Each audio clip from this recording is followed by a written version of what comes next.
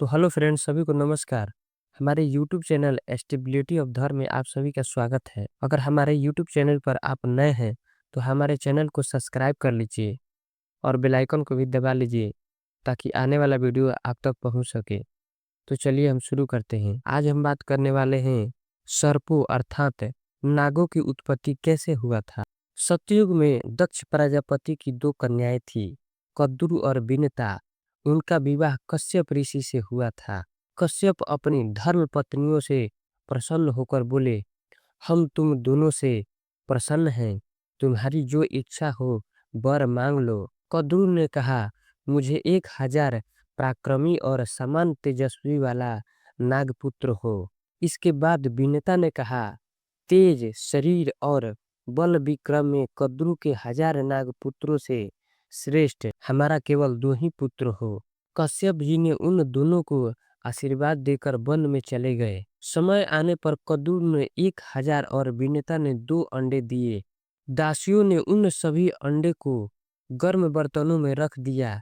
500 वर्ष पूरे होने पर कद्रु के 2000 नागपुत्र निकल आए, परंतु बिनता के दोनों पुत्र नहीं निकले। सौतन का 1000 बच्चा निकल जाने से और अपना दोनों पुत्र ना निकलने से बिनता को बहुत दुख हुआ और उन्होंने एक अंडे को फोड़ डाला। उस अंडे का शिशु आधे शरीर से तो पुष्ट हो गया था, परंतु उसके नीचे का आधा भाग कच्चा था। नवजात शिशु ने क्रोधित होकर अपनी माता बिनता को श्राप दे दिया कि माँ, तूने लोभवश मेरे अधूरे शरीर को अंडा से फोड़कर निकाल दिया है, इसलिए तू अपनी बहन कद्रु जो तुम्हारी सौतन है उसकी 500 वर्ष तक दासी रहेगी, और जो तुम्हारा दूसरे अंडे का पुत्र होगा वही तुझे इस शाप से मुक्त करेगा। नवजात शिशु ने अपनी माँ को श्राप देकर आकाश में उड़ गया और सूर्य का सारथी बना।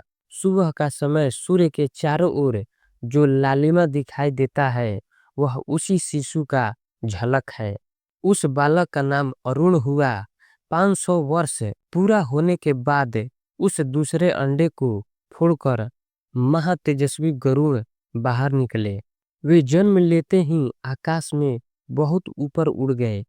इस प्रकार बिनता द्वारा उत्पन्न पक्षियों का राजा गरुड़ भगवान विष्णु का वाहन बना। भगवान विष्णु उसी बुद्धिमान और महातेजस्वी गरुड़ की सवारी करते हैं। कद्रु द्वारा उत्पन्न 1000 नाग थे, जिसमें कुछ प्रमुख महान नाग जैसे शेषनाग, वासुकी, तक्षक और कालिया थे। शेषनाग भगवान विष्णु के आसन हैं, जिस पर भगवान विष्णु सोए रहते हैं। वासुकी नाग भगवान शिव के गले में रहते हैं। वासुकी समुद्र मंथन के समय रस्सी बने हुए थे। तक्षक नाग जो राजा परीक्षित को डसा था, जिसके कारण राजा परीक्षित का पुत्र जन्मेजय ने सर्प मेघ यज्ञ किया था। कालिया नाग यमुना नदी में रहने वाला एक विषैला नाग था, जिसे भगवान विष्णु ने वश में किया था। इस प्रकार पूरे ब्रह्मांड में माता कद्रु के द्वारा नागों की उत्पत्ति हुई।